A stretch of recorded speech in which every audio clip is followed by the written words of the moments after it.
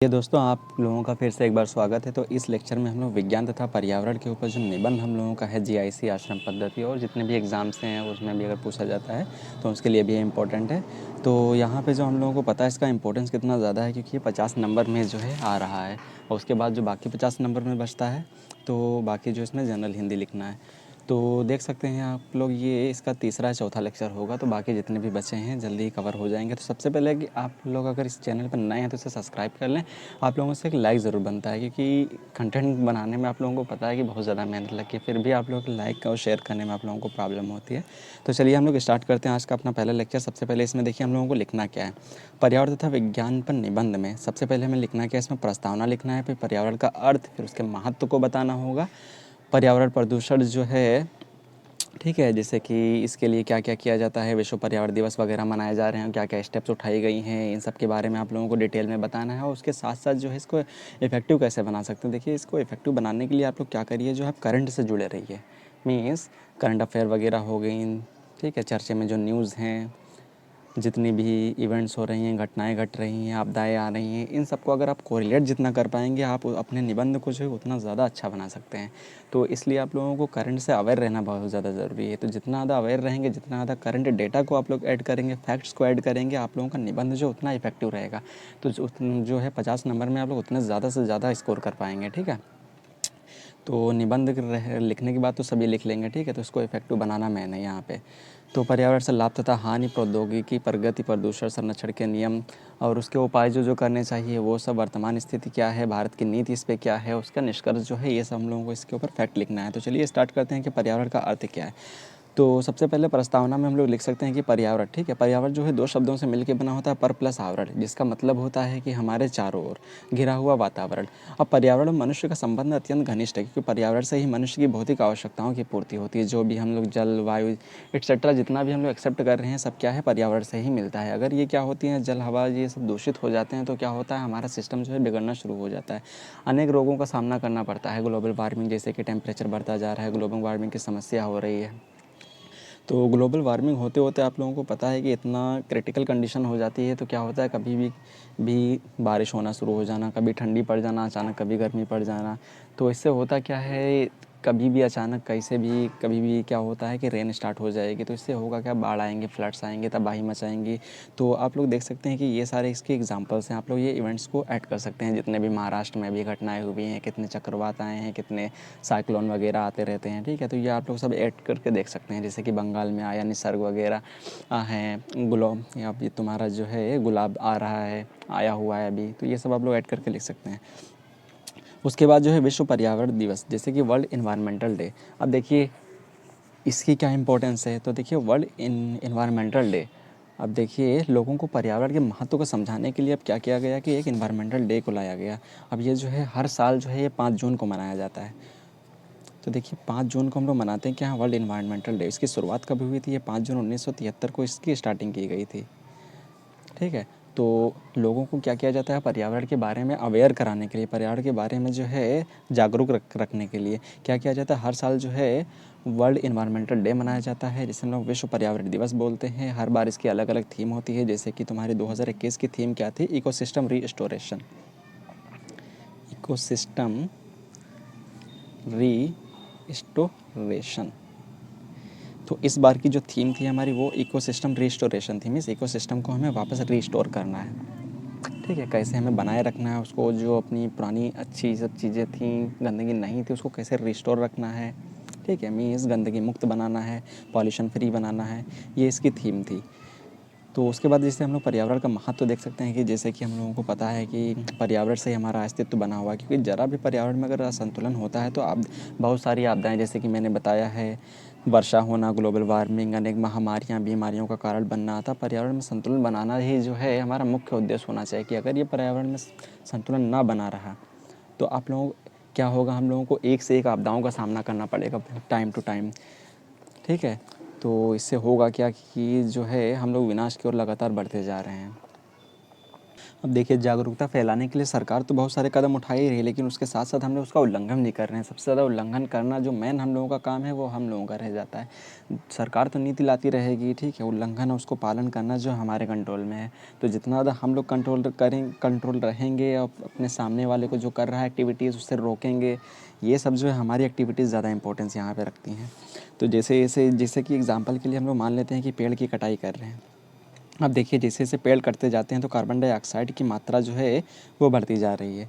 अगर carbon dioxide की मात्रा बढ़ती जाएगी तो होगा क्या, इससे कि ऑक्सीजन की मात्रा भी घटती जाएगी। जब ऑक्सीजन की मात्रा घटती जाएगी तो प्रॉब्लम किसको होगी, हम लोगों को। तो देखिए, जैसा कि अभी आप लोगों ने देखा है कि कोरोना काल में जो है कितना ज़्यादा ऑक्सीजन की शॉर्टेज हो गई थी। ऑक्सीजन सिलेंडर पता नहीं कितने ज़्यादा हज़ारों लाखों में बिके हुए हैं। तो जैसे जैसे ऑक्सीजन की कंसनट्रेशन या मात्रा डिक्रीज़ करती जाएगी तो मनुष्य के रोग भी बढ़ते जाएंगे, ठीक है, सांस की समस्या, अनेक सारी बीमारियां उत्पन्न होती जाएंगी। तो इससे होगा क्या, देखिए, मनुष्य खत्म, फिर पेड़ खत्म, कार्बन डाइऑक्साइड बढ़ी तो ऑक्सीजन घटी तो मनुष्य खत्म। इसलिए होगा क्या कि अस्तित्व जो है खतरे में होता जाएगा। तो चलिए हम लोग आगे बढ़ते हैं। यहाँ पर पर्यावरण से लाभ क्या है। तो लाभ आप लोगों को पता है कि हर चीज़ जो है, जितनी भी चीज़ें हैं सब हम लोगों को पर्यावरण से ही मिल रही हैं। शुद्ध ऑक्सीजन का मिलना, ठीक है, शुद्ध वायु का मिलना, और उसके साथ साथ जो है शुद्ध हवा, शुद्ध जल, जितनी भी खाने की चीज़ें हैं ये सब जितनी भी हैं सब शुद्ध रहती हैं, ठीक है। तो ये सब आप लोग एडवांटेज लिख सकते हैं। अब देखिए कि विज्ञान का इसमें किस तरीके से रोल है। तो हम लोगों को पता है कि वैज्ञानिक प्रगति से हमारी भी प्रगति है। देखिए, जैसे जैसे क्या हो रहा है, विज्ञान प्रगति की ओर बढ़ रहा है, नई टेक्नोलॉजीज़ बढ़ रही हैं, तो वहीं साथ साथ जो है हमारा विकास भी होता जा रहा है। तो जैसे जैसे ये टेक्नोलॉजीज़ बढ़ रही हैं तो हमारा विकास भी बढ़ता जा रहा है। जैसे कि हम लोगों को पुराने टाइम में क्या होता था कि थोड़ी थोड़ी सी दूरी पे जाने के लिए, कुछ किलोमीटर्स पे जाने के लिए हमें क्या करना पड़ता था, पूरा पूरा दिन ट्रैवल करना पड़ता था। तो उस टाइम जो है इतने टाइम का भी इम्पोर्टेंस नहीं था। आज देखिए, जैसे जैसे टेक्नोलॉजीज़ बढ़ गई हैं उतना टाइम की भी कमी हो गई है सबके पास। तो किया जाता है कि टाइम को कम से कम, ठीक है, खर्च करने के लिए क्या किया जाता है, एक से एक टेक्नोलॉजीज़ बना दी गई हैं। आजकल तो इंसान मिनटों में कहीं पे भी कहीं से बातें कर सकता है। तो इसी तरीके से क्या हो रहा है, जैसे जैसे टेक्नोलॉजीज़ बढ़ती जा रही हैं, विज्ञान की प्रौद्योगिकी बढ़ती जा रही है, तो हो तक क्या रहा है कि संतुलन जो है एनवायरनमेंट का बिगड़ता जा रहा है। जैसे कि क्या किया जाता है, औद्योगिक चिमनियों से निकलने वाला अत्यंत हानिकारक धुआं वगैरह पर्यावरण को बहुत ज़्यादा दूषित करता जा रहा है। जैसे कि विषैली गैसेस उससे निकलती हैं जो लगातार जो है पर्यावरण को जो बिगाड़ रही हैं, उसके संतुलन को गड़बड़ कर रही हैं।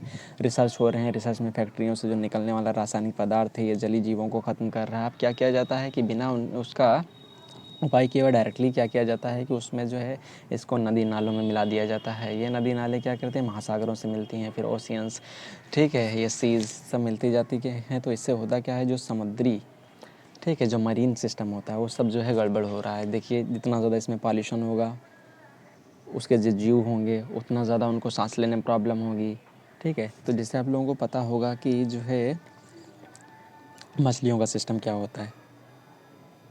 तो देखिए मछलियाँ, ठीक है, इसमें क्या होता है कि जो टेला होता है, ठीक है, तो इसमें छोटे छोटे पेड़्स ही बोल सकते हैं आप लोग, समझिए कि जैसे कि छोटे छोटे पेड़्स होते हैं, ये कैसे ग्रो करते हैं, समुद्र के अंदर या नदी नालों नहरों के अंदर, नालों छोड़ो, ठीक है, जितने भी गहरी चीज़ें होती हैं इन सब के अंदर क्या होता है, छोटे छोटे पेड़्स होते हैं, ठीक है। ये पेड़ों के ऊपर सनलाइट जब पहुंचती है तो हम लोगों को पता है कि फोटोसिंथेसिस, प्रकाश संश्लेषण होता है। तो ये प्रकाश संश्लेषण किसकी प्रेजेंस में होता है, CO2 जब मिलती है प्लस, ठीक है, सनलाइट मिलती है। तो ये सनलाइट जब, देखिए, आप लोगों को पता होना चाहिए कि सनलाइट लगभग पानी के अंदर कितना मीटर गहराई तक पहुंच सकती है, ये 1000 मीटर गहराई तक पहुंच सकती है। अब लेकिन पानी इतना ज़्यादा पॉल्यूटेड हो जाता है कि ये 200 मीटर भी पहुंचना मुश्किल हो जाता है। तो इससे होगा क्या, प्रकाश संश्लेषण की क्रिया होगी नहीं, इनका भोजन बनेगा नहीं, तो मछलियाँ इनको खाएंगी नहीं, तो मछलियाँ ख़त्म होगी। इससे धीरे धीरे क्या होगा कि पूरा सिस्टम जो है बर्बाद हो जाएगा। तो देखिए, तो जितना मैंने डाटा ऐड किया हुआ है वो उसमें से आप लोगों को सब तो लिख नहीं सकते, ना तो सब याद कर सकते हैं। आप लोगों को एडिशनल अपना डाटा ऐड करना है। तो जितना ज़्यादा आप लोग अपना डाटा ऐड करेंगे, जितना करंट फैक्चुअल ऐड करेंगे, फैक्ट्स को ऐड करेंगे, उतना ज़्यादा आप लोगों के लिए फ़ायदा है। तो चलिए, उसके बाद हम लोग विज्ञान के फ़ायदे नुकसान इसमें देख सकते हैं। उसके बाद जो है पर्यावरण संरक्षण के हम लोग उपाय देख सकते हैं। तो हम लोगों को पता है कि भारत सरकार ने बहुत सारी तकनीकी अपनाई हैं इन, ठीक है, समस्याओं से निपटने के लिए। जैसे कि COP26 का हिस्सा बना, ठीक है, जो अभी यूरोप में COP26 हुआ है, ठीक है, ये इसका हिस्सा बना। फिर वन संरक्षण अधिनियम लाया, वृक्षारोपण नीति की लाया, ठीक है। उसके साथ साथ जो सोलर सिस्टम की शुरुआत की। इससे होगा क्या कि इतना हम लोगों को कम कोयला ख़त्म करना पड़ेगा, उतना जितना ज़्यादा हम लोग कोयला बचाएंगे तो उससे होगा क्या, जो कार्बन डाइऑक्साइड की कंसनट्रेशन है एटमॉस्फेयर में वो घटती जाएगी। मीन्स तो उसके साथ साथ ही आप लोगों को पता होगा कि इलेक्ट्रिक व्हीकल्स या इलेक्ट्रिक जो कार्स हैं, व्हीकल्स जितनी भी हैं, इन सब के ऊपर ज़्यादा जोर दिया जा रहा है। इससे होगा क्या कि पेट्रोलियम की खपत कम होगी इससे। तो हमें पता है कि जितनी भी गाड़ियाँ होती हैं क्या करती हैं, कार्बन डाइऑक्साइड और पॉल्यूटेड गैस जो होती हैं, डिफरेंट डिफरेंट विषैली गैस होती हैं, इनका उत्सर्जन ज़्यादा करती हैं। ठीक है, तो इनको ख़त्म करने के लिए सबसे बड़ी शुरुआत जो है इलेक्ट्रिकल व्हीकल्स की है। तो हर राज्य, ठीक है, सबसे ज़्यादा इलेक्ट्रिकल व्हीकल्स के ऊपर जो है ध्यान दे रहा है। तो अब जितना ज़्यादा इलेक्ट्रिकल व्हीकल्स बढ़ जाए, एक टाइम ऐसा भी आएगा, अभी देखना, कि सारी जितनी भी ये फ्यूल वाली गाड़ियाँ हैं सबकी सब बंद हो जाएंगी कम्प्लीटली।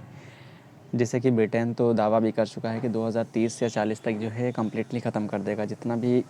ये 2030 तक जो है इसका दावा है कि 2030 तक जितनी भी फ्यूल वाला सिस्टम है ख़त्म कर देगा। 2030 तक इसका मतलब यहाँ पर केवल केवल इलेक्ट्रिकल व्हीकल्स चलेंगी।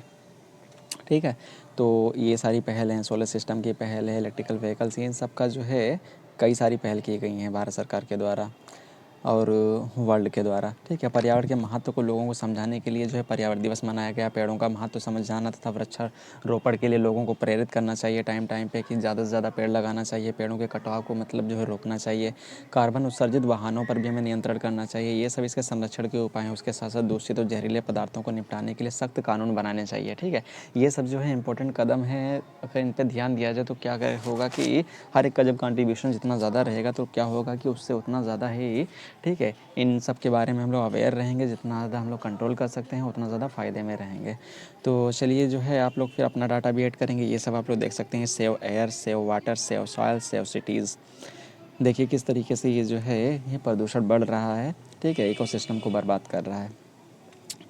तो देखिए वर्तमान स्थिति क्या है। गत वर्षों में हो रहे क्लाइमेट चेंज के मामले पर भारत सरकार ने गंभीर होते हुए पहल की और fresh air, save water, save energy, grow more plants, urban green जैसे कैंपेन चलाने का निर्णय लिया। इस सभी कैंपेन का उद्देश्य वातावरण की रक्षा करना है। इन सभी महत्वपूर्ण अधिनियमों के अलावा देश में पर्यावरण का संरक्षण करने के लिए तकरीबन 200 से भी अधिक कानून बनाए गए हैं, लेकिन हम लोग क्या कर रहे हैं, उसका खुला उल्लंघन कर रहे हैं। तो इससे होना क्या चाहिए कि जितने भी कानून, हम लोगों को ही अवेयर रहना चाहिए, हम लोगों को ही ध्यान देना चाहिए कि मतलब कोई रोके टोके कानून लाए ना लाए, लेकिन फिर भी हम लोगों का एक कर्तव्य बनता है कि हम लोग जो है अपने इन्वायरमेंट को जो है स्वच्छ बनाएं। ठीक है, अपना रोल ज़रूर अदा करें। अब ये देखिए पर्यावरण की नीति बहुत सारी लाई गई हैं, लेकिन जो है फिर भी इतनी सारी नीति आने के बावजूद भी अपना भारत जो है मोस्ट पॉल्यूटेड सिटीज़ में आता है। जैसे कि आप लोगों को पता होगा इस बार जो है, ठीक है, एक ईवाई जारी की गई है जिसमें जो है पाकिस्तान, लाहौर का जो पाकिस्तान है वो नंबर 1 पे है। अब दूसरे नंबर पे आप लोगों को पता होना चाहिए कि भारत की तरफ से दिल्ली सबसे ज़्यादा प्रदूषित सिटीज़ में बोल सकते हैं। ठीक है, राजधानी में बोल सकते हैं आया हुआ है। तो आप लोग समझ सकते हैं कि कितना ज़्यादा गंभीर समस्या है। दूसरे नंबर पे इंडिया आ रहा है। ठीक है, अगर कंट्रीज़ में देखा जाए तो थर्ड नंबर पे आता है, दूसरे नंबर पे फिर पाकिस्तान आता है। तो सबसे ज़्यादा बांग्लादेश पाकिस्तान में आता है, सॉरी, सबसे ज़्यादा बांग्लादेश आता है सबसे पॉल्यूटेड में। उसके बाद जो है पाकिस्तान आता है, फिर थर्ड नंबर पे इंडिया का नंबर आता है। तो आप लोग समझ सकते हैं। और कार्बन डाइऑक्साइड उत्सर्जन में भी, ठीक है, इंडिया तीसरे नंबर पे है। सबसे ज़्यादा चाइना उत्सर्जित कर रहा है, दूसरे नंबर पे जो अमेरिका है। ठीक है, चाइना जो है सबसे ज़्यादा कार्बन उत्सर्जन कर रहा है, दूसरे नंबर पे जो है अमेरिका है, और थर्ड नंबर जो सोच लो इंडिया का है। कितना ज़्यादा कार्बन CO2 जो है उत्पन्न होने वाले देशों में है ये इंडिया की गिनती। तो चलिए आप लोग लाइक शेयर सब्सक्राइब करें, आप लोग ज़्यादा से ज़्यादा प्रमोट करें। Thank you.